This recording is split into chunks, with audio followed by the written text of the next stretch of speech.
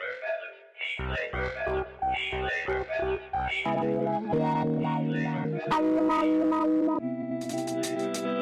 to Flavor Balance Heat, the podcast for hot sauce lovers and makers. Flavor Balance Heat, the podcast for hot sauce lovers and makers. I'm Spike. And I'm Claire. Zach's off today. Today we're welcoming John Zagojelski. Say it again. Zagojelski.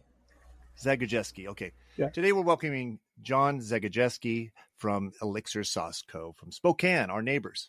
How you doing, John? I'm doing good. Thank you for having me on, Spike and Claire.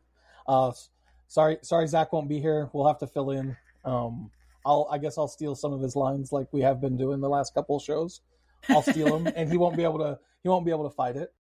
That's it. and also you're gonna have to cuss twice as much. Oh, okay. Yeah, he definitely has that one for us. So how did you get into the hot sauce business, and tell us your hot sauce history, how you got into spicy foods and started a hot sauce business? So we as a family grew up in Southern California. So we had a lot of, Spanish, Mexican culture down there. Got a lot of hot stuff through growing up down there. Moved to Spokane in the late 80s as a family. And we, kind of brought some of that flavor with us because we were so used to it down there. I did spend the summers down in LA up until I was 18 as well. So I got a lot of that culture. We, as a family, we did all of the hot wing contests in town in the early 2000s. They were very miserable. Most of them were, giant conglomerate hot sauces that they were just pouring some capsaicin in or something that they had found that was, like they had to sign a waiver for, and you're only supposed to use a couple drops. And we didn't. One of the things in the hot wing in that hot wing jauntlet that we did, or that we had to sign all those waivers, is like we would have never ordered that again. So where our two original sauces, Smoky Ghost and Smoky Hob, came from, is we liked the smokiness of a couple of the recipes here in town. We wanted something smoky, but we wanted it legitimately hot with just peppers, no gimmicky hot stuff. And we, in the back of our mind, we wanted it to be balanced to where people would actually probably order it again, not just it be the gimmicky sign the waiver thing. So that's about 2010, we started growing ghost peppers in buckets in my parents' basement. My mom is a very nice woman to allow these things. And then we moved, transferred them out. Eventually my dad, he still has a kind of our experimental pepper greenhouse that we still grow. Like we have 7 pot primos growing in there right now. So we moved it out of the basement. But we used to keep these ghost pepper plants alive, for years, moving them into the basement during the winters. And my dad had grow lights from his previous entrepreneur job that he had. He grew saltwater fish tanks and coral. So we had all the lighting to grow. And so we were growing peppers in the basement during the winters, which was great. So that's where Smoky Ghost and Smoky Hob came from. We sold it out. We like to call it bootlegging. We bootlegged it out of our trunks until 2021. My brother Christopher, co-owner Christopher and Rebecca Pokel, they had extra time on their hands, and they basically got the recipes all situated and got them sent to WSU, got them approved.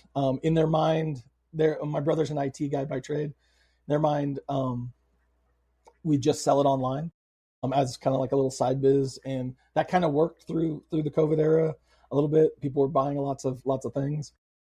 And then during this time I was working in the craft beer industry, and we had gone through another merger. I wasn't in a super good place, and my brother and my dad and everybody, like, we've had all these ideas as families, all these side businesses that we had created. And they're like, no one's ever quit their job, and no one's ever done this full time. And so they approached me with like a pretty decent wage, and, wasn't quite what I was making in the corporate craft beer world, but like, they said, what if we did this full time? And so that's July of last year, I came into the craft hot sauce world, and I'm the world's spiciest intern on the internet. And yeah. I do a little bit of everything, but my main function is sales. So I kind of hit the ground running. I was in beer sales for a long time, and so I kind of hit the ground running. It's so many of the places that we sell in currently correlate with places that were also craft beer places. The craft industry, the appreciation of the small brewer is the same as the appreciation for the small sauce maker. It's just not as, there's not tap lineups that we can go capture. So I have to approach it in a different way. Like, obviously food-based, restaurants, bars and restaurants that actually have food.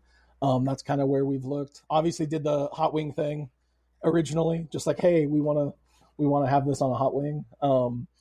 But we've definitely branched out. We have in the last, I've been doing this for just a little bit over a year. We've definitely branched out. We have some fine dining now.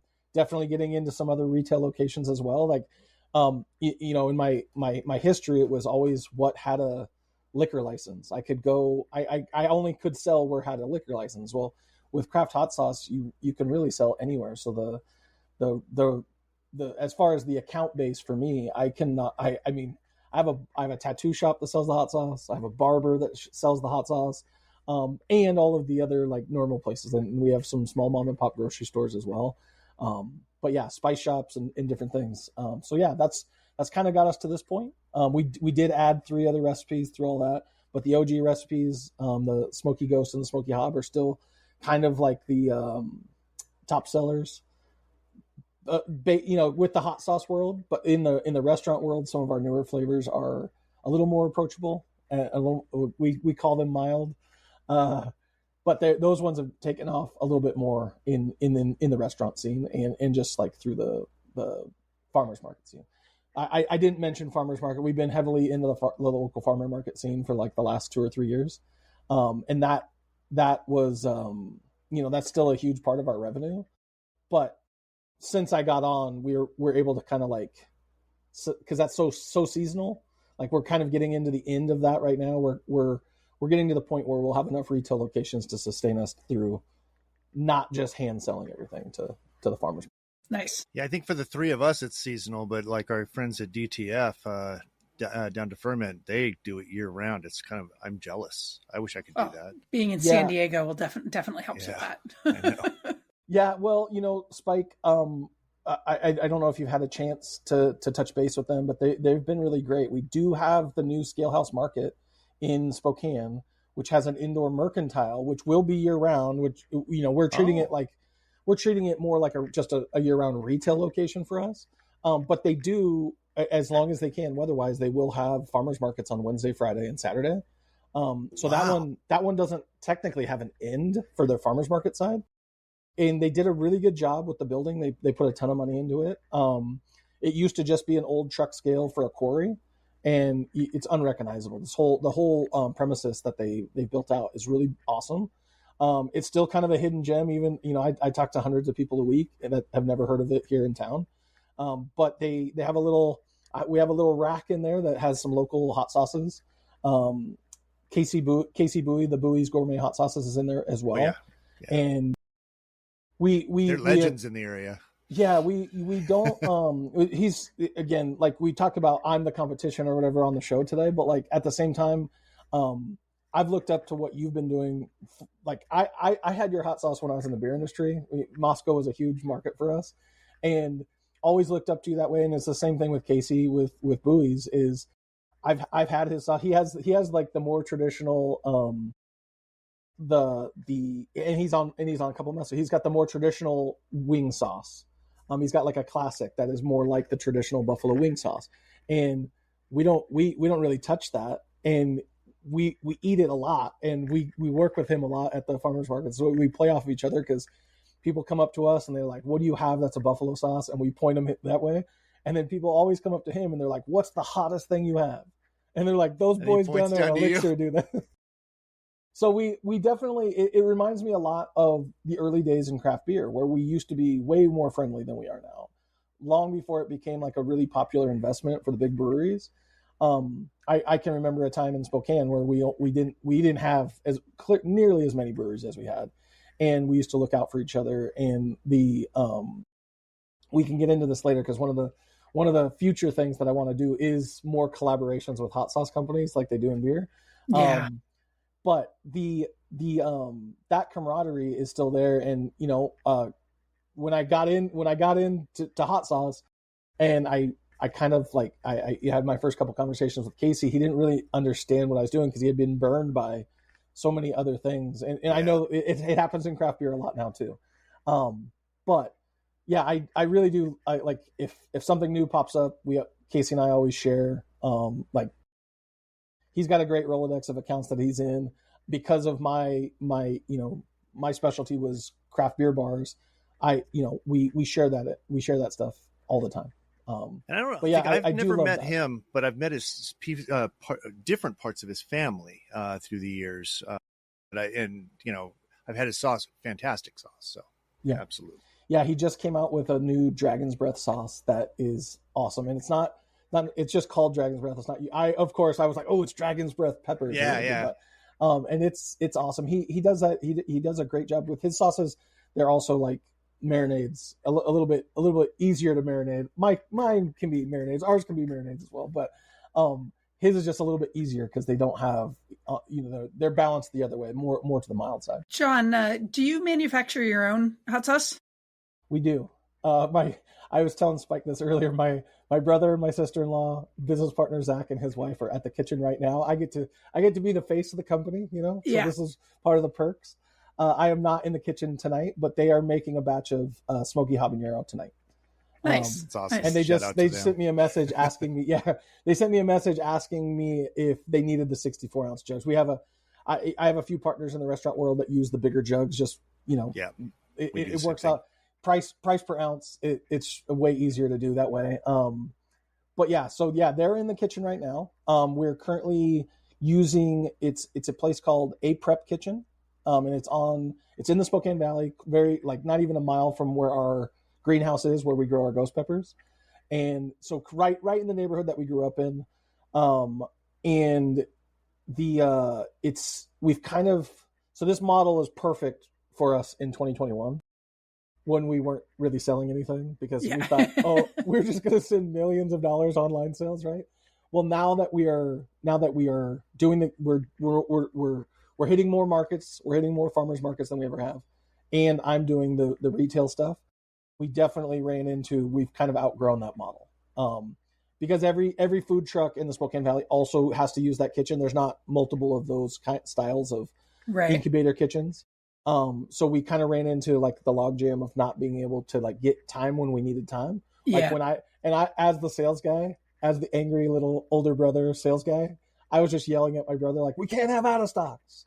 And so we learned our last inspection, our inspector was great. And she was like, you guys have outgrown this, right? Because she saw how we were like, all of our storage was like our cold storage was completely packed.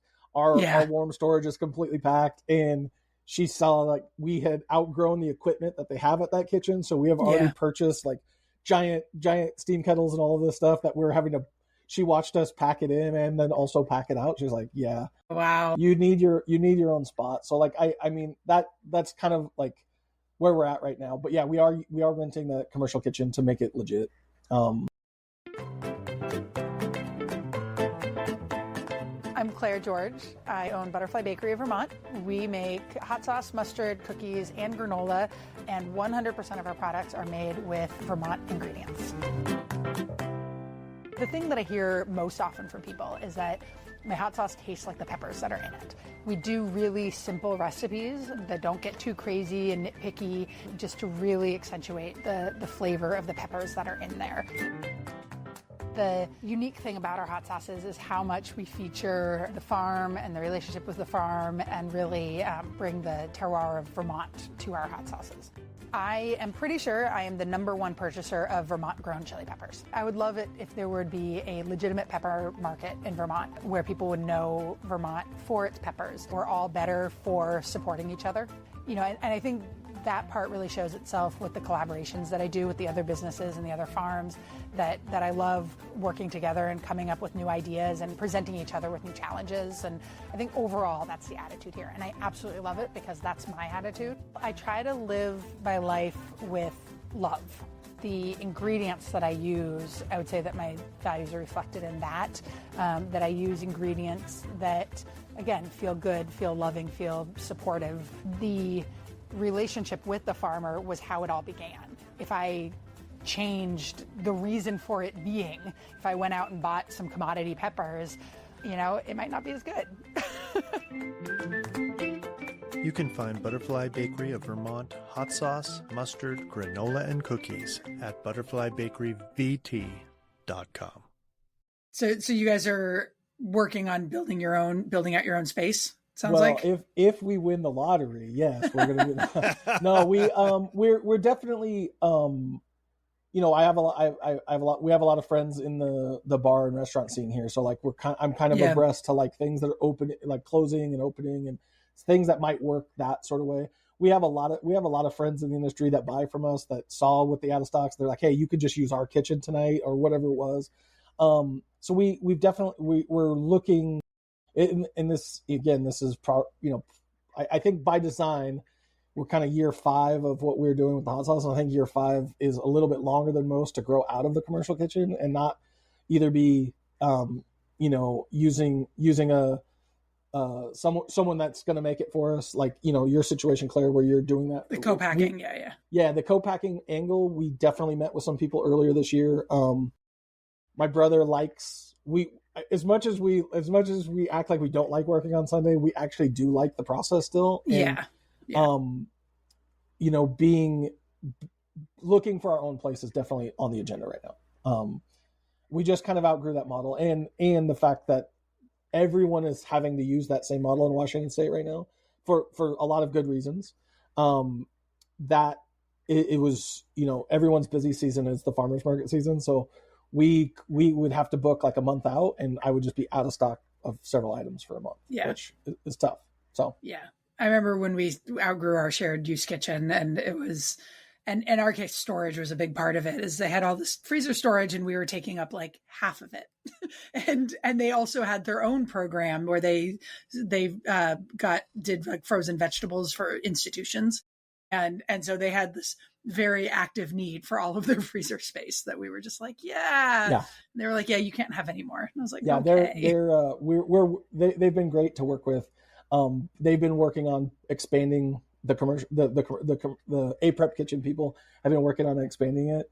And we definitely had a moment this summer where they measured all of our dry storage. They're like, you guys are only supposed to have 3 of these racks. You have 9 of these racks.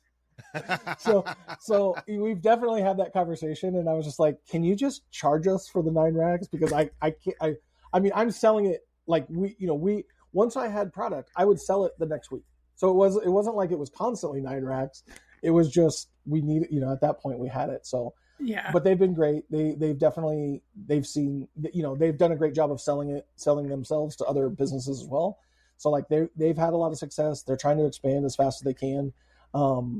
They knew that we were buying our own equipment and seeing our things, and like they've done a good job. They tried to, they're like, hey, we have this filler, and then we're like, hey, our process, and we hot fill at this, and so like we've tried to like, they've definitely tried to help expand. It's just we need to be able to cook whenever we want, and that's where we're at. Shared use kitchens are an incredible resource, but you definitely reach a point of outgrowing. I was lucky in that our shared use kitchen had this program available for people who are graduating out, and it was in collaboration with an alternative lender where they would do a loan for a very low interest rate for like the equipment that you needed to be able to leave the space. And I think it was something. It was a funny program, and it was actually one where they owned the equipment, or like the lender owned the equipment, and then at the end you would like buy it for $1 or something, but you wouldn't own it until your business was successful. You wouldn't own it. But it meant that they could do a really low interest rate because they maintained the equity on it, and it just was. But the shared use kitchen, we outgrew ours in about a year, and at the beginning of that year, there's no way I could envision where we would be at the end of that year. Like I would have made so many mistakes in what I purchased and how I did it and any of that. And then, I mean, I really wish there was a shared use kitchen for bigger businesses. Yeah. Which I mean, that's called co-packing, Right. but I grew a lot in the next few years that I really wish I could have like still done that with the support of the shared use kitchen. Yeah. Well, the co-packing thing is amazing. There's a facility, Spike, I don't know if you're aware, in Benton City, Washington, that is it is made for hot sauce. It is a co-packer that just does hot sauce. Oh, he's acquired a couple other brands at this point, but that like got him into pickles and a couple different things. So he has like a whole nother side of the warehouse that does different things. I was really, really shocked at how awesome the setup was. And it was because he was filling little woozy bottles and like he knew what needed to be done. And it was super clean, very nice people, pretty affordable terms. We have the contract in like the back pocket just in case some crazy, I would love to say that like we're going to get into Costco because I had a good relationship with Costco on the beer side. But if that happened, we would need a partner right away. So we have it all locked. I also got to tour there's a Longhorn barbecue here in town, and they make their own sauces, and they have a pretty extreme facility, but they're mostly set up to like do their caterings. So they weren't necessarily putting it in glass bottles, but their setup was really, really massive, really cool. And but yeah, the Pepper Preppers in Benton City is really awesome. If you ever get out that way on a whim, if you ever need a country drive, it's pretty awesome. One thing I would say, John, is that it doesn't have to be all or nothing with a co-packer. If you've got like one or two SKUs that like way outperform the others, you could send those to a co-packer and then you still do the production for the smaller runs. And that way you're not trying to produce large quantities of things that are slow sellers. And then you can also still have a hand in your production. And it gives you more flexibility too, if like, all of this, the co-packer can't do a production. You're like, I'm just going to do it myself, or, vice versa. But it is one thing to keep in mind that it doesn't have to be all or nothing. We definitely, that's kind of where we were at with it. We haven't gone as far as, because they have to also get the approval to make it or whatever. We've got all the recipes scaled. We have all that ready to go for that moment. But yeah, you're actually right. Money wise, we were thinking that we were going to have to pay for all the federal for all 5 of the recipes again, and we don't have to do all 5.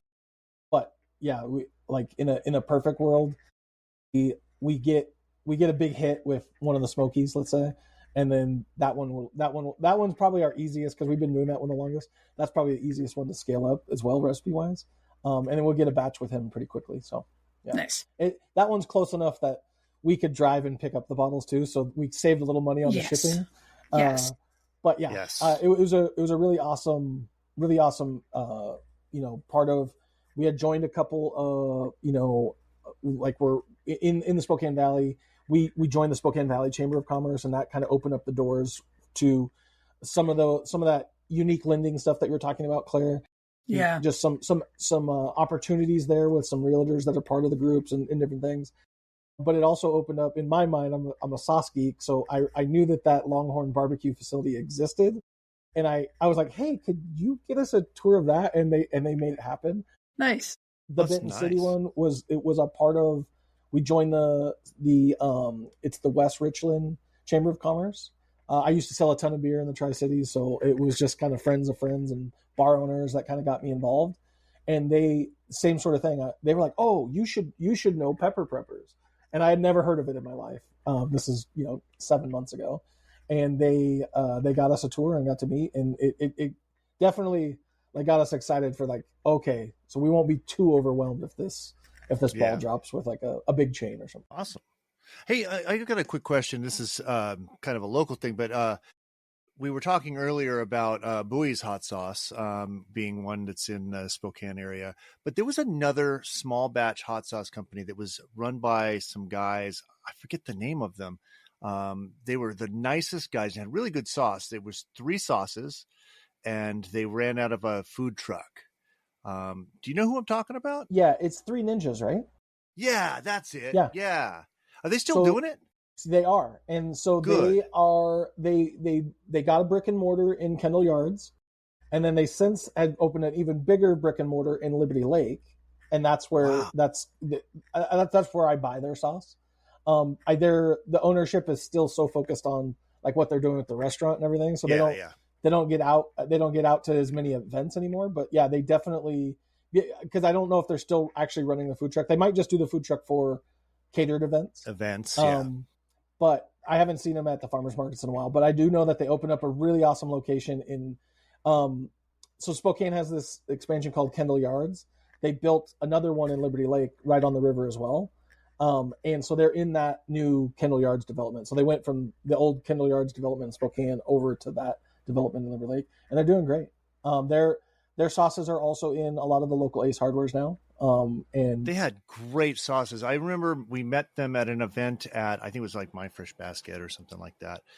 And they were the nicest guys and had really good sauce. Yeah. He's got so we have our two smoky sauces, but he has a smoky jalapeno that is like my favorite jalapeno sauce. I remember that. Yeah, that's the one that really stuck out to me. Yeah, absolutely. It's good, and they're awesome. I know this is going into that collaboration thing I was talking about earlier. I approached him super geeky, like when I first hit the sales road on the hot sauce thing, and I was like, he had 3-way IPA, which is a big craft brewery blend that they do with 3 really cool breweries. And I was like, I want to do this with you. And he was like back behind the counter, like, okay, bro. Yeah.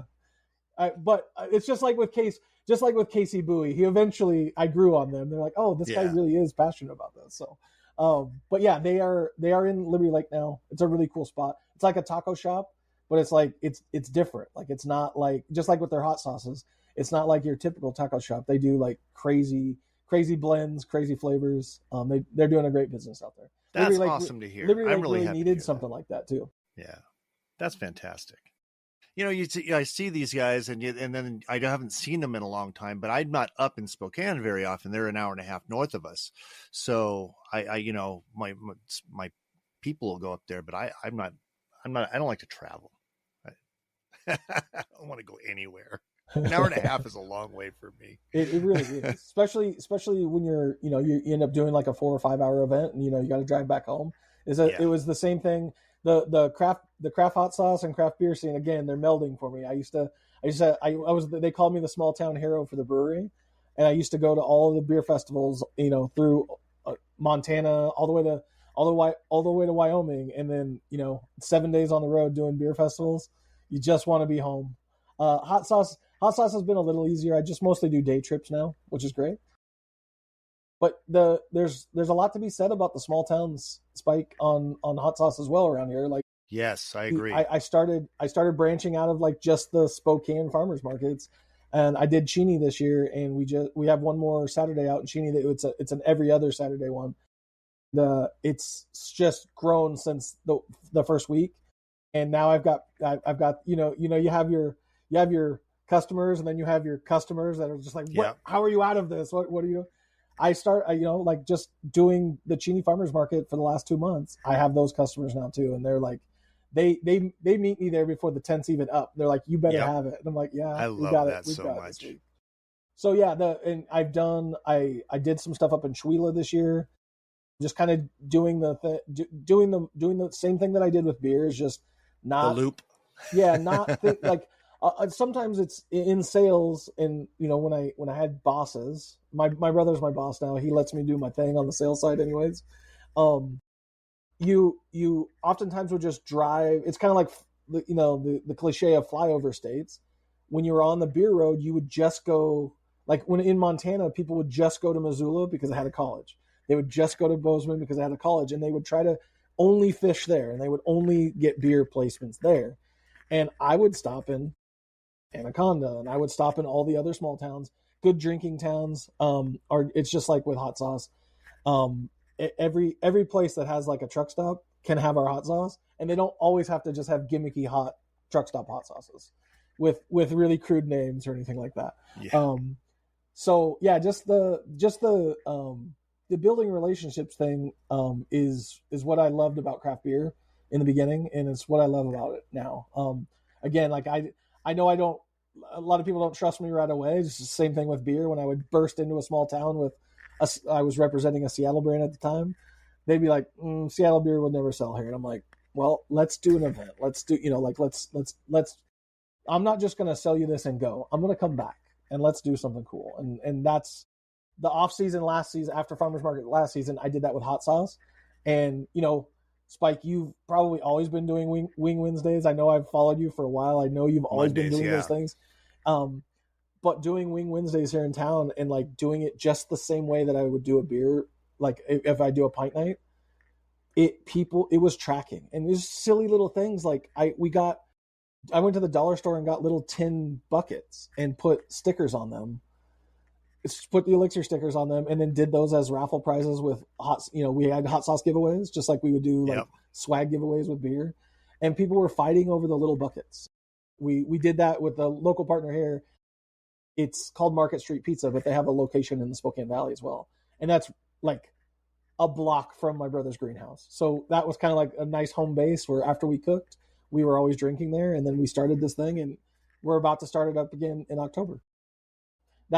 We do Paradise Grill is our, like, we're the first place to pick us up, and that's where we do our Monday wing night. Like, it's just a thing, forever. Yep. Yeah. And you're I like what you do with the farmers market too. Like, I started copying what you're doing with the walk around thing. Good. People were much more mad at me that I'm not as likable as you, Spike. They were like, hey, before the farmers market opens, that's when we're stealing our donuts and our coffee real quick. And I'm like, oh, hey, putting a camera in their face. So, but I also looked, I know you're doing the stuff at the mall down there, which is really inspiring as well. I have a mall event in October up here at Northtown Mall where I'll have I'll have a pop-up stand, and we'll see it. We're co-sponsor, or we're helping sponsor a really cool basketball event called Shoot Fest. And it's just like it's inside the mall, but it's a horse tournament, and anybody can win. The last winner was 14 years old, a 14-year-old kid from up in Schuyler. And it's just a really, this is a sports, this is basketball town, right? Like Hoop Town, USA, they call Spokane sometimes. But this is like an off Hoop Fest event. Hoop Fest is the biggest event in the summer. This is just like off times, and it is really cool. It's really cool to see the community come together. All parts of the community, not just hoopers. There's but like great community up that way. Absolutely. Yeah, and the mall, like the mall being like, it's not the mall that I grew up going to, where it was like the place to be, but like getting people in that environment and me being able to sell a little bit of sauce is cool. But sponsoring this event has been awesome. It's really well ran, a really good group of people. And the Northtown Mall, like, who would have ever thought we could have had a horse tournament in the Northtown Mall? Yeah. Well, I like being at the mall because you get a different group of customers. They're like the people that are avoiding farmers market will come to the mall. So I do it. Yeah. Yeah, you definitely. Sorry, go ahead. I didn't mean to cut you off. It was just what? Yeah, keep going. Well, just like, yeah, the different customer base, Spike, like farmers markets are great. You get some good loyal customers there but one of the things it's really a hard conversion is they will only buy from you at the farmers markets. And I've been trying to tell them these stories like, oh, we have these mom and pop retailers, so you don't have to wait until next May when we're back here. Yes. You know what I mean? Claire, like, did you run into that? Yeah, to some extent. I mean, we sell so many different things in person than we do in our stores. So like there are things that you can genuinely only get from us at stores. But I guess honestly, probably not. I mean, one of the reasons we don't do farmers markets anymore is that you can get our stuff in other places. You don't have to, and so it's, if it's a rainy day or it's gross or they're doing something else, it's just easy to kind of skip the farmer's market and go do something else.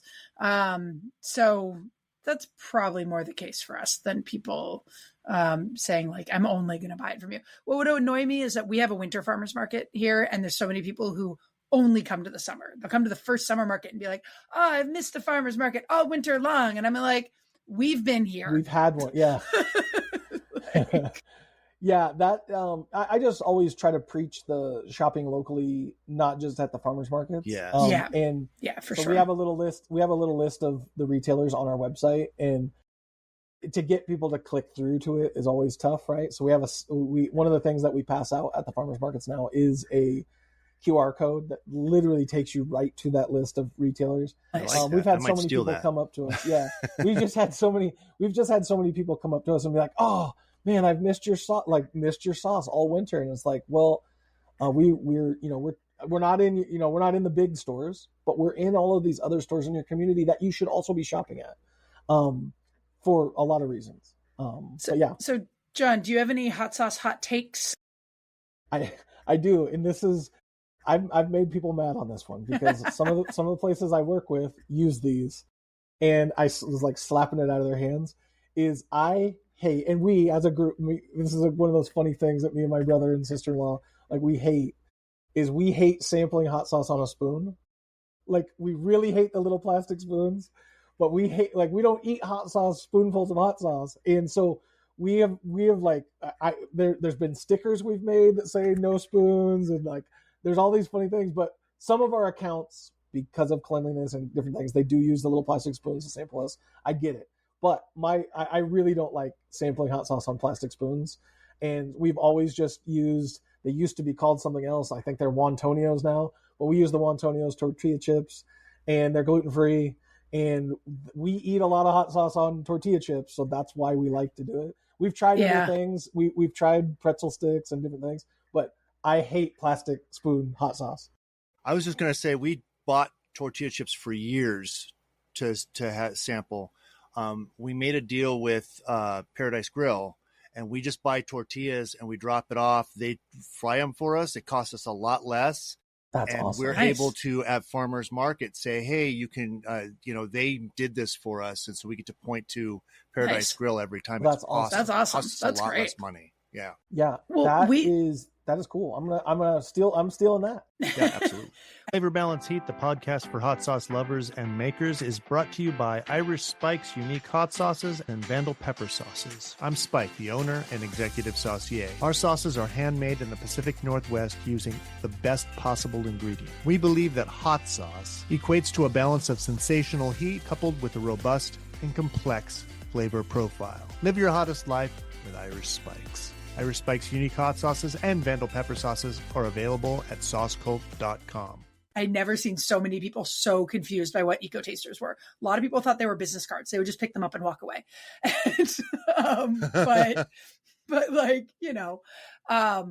But I for so long I was right on that chip and pretzel thing. Eco tasters are so easy though. They're just so easy, and it's great. And they're biodegradable, right? They're just paper. They're just but they're sealed paper, so they don't have the texture issue. And they're biodegradable, and and honestly, while they're more expensive than a chip, because we don't have to deal with chips going stale or rancid or, any of those things, in the long run, they end up cheaper because we could just keep bringing them back from show to show.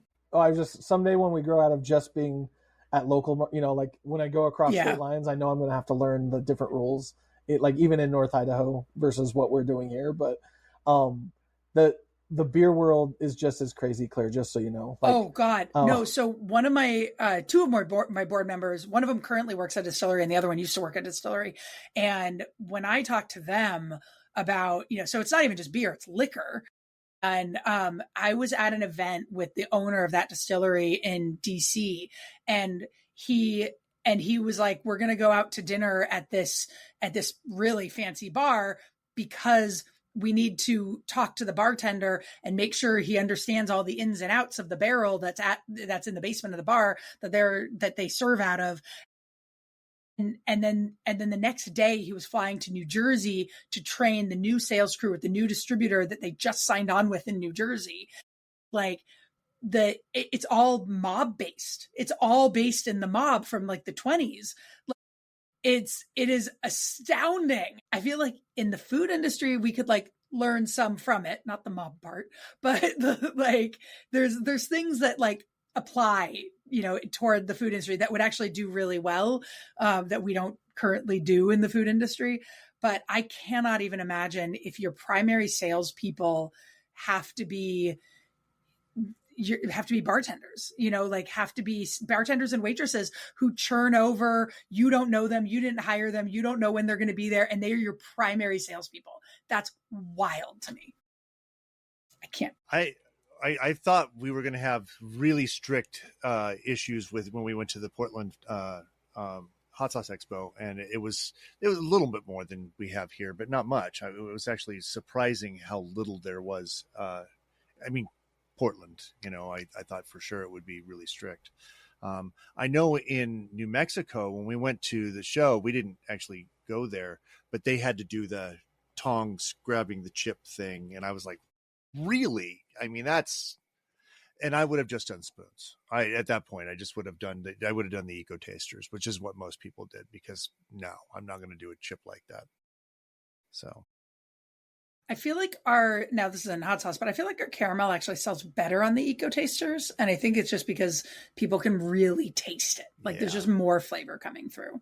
And there's an experience with that. Yeah, there really is. There really is. Hot sauce shout out? Yeah, I think so. John, did you bring hot sauce? Somebody else's hot sauce to show off? I do. I have. So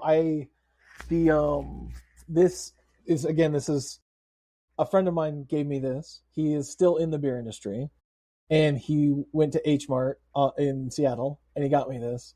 And nice. I really wanted to hate this. It's actually imported from Korea, but I wanted to hate it because it was doing that thing that I know you guys have talked about this on other shows, but in very big letters, it's saying no MSG. And then it, like in much smaller letters, there's some other good stuff on here, but they were like really we're going to send this to America. So we're going to make the no MSG as big as possible.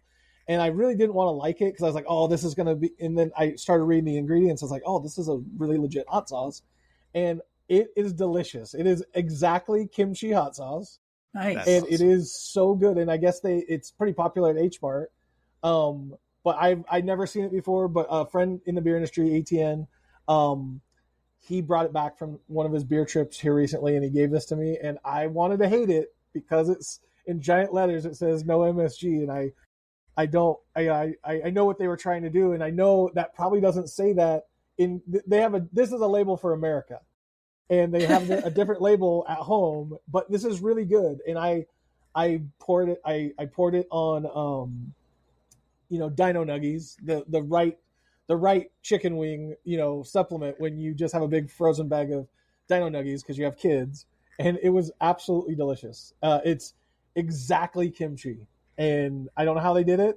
There's lots of good ingredients. It's got, there's no artificial colors or preservatives in there. There's no fillers, and they did a really good job with this. And it's just kimchi hot sauce, and it's from Korea, and I can't even. Surasang is the company right there. It's like very small, but I actually wanted to not like it, and it was very good. So that's great. That's my first imported hot sauce. I've definitely had a lot of imported beers, but that was my first imported hot sauce, other than the table sauces from Mexico that we have that are mostly made in California. Yeah, I gotta say, just a little props to myself because I'm feeling good about this. When we interviewed David from Hob Sauce, and congratulations to him for all the Scobies he won this year. Really, he's one of those makers that, and that's who I'll shout out, I guess, that definitely deserves it. He's one of those makers that when I had his sauce for the first time, it made me rethink how I make my sauces. Like, nice. Really amazing. But when we interviewed him, I told him that originally when we had our Korean sriracha, that I had proudly contains MSG on it. And he was like, and I looked and it wasn't there anymore. And I guess I had taken it out for some reason. And I said, I'm putting it back in. He says, when you do that, I want that bottle. Well, we just did the pickle ghost, and I added MSG, and it says proudly serves this.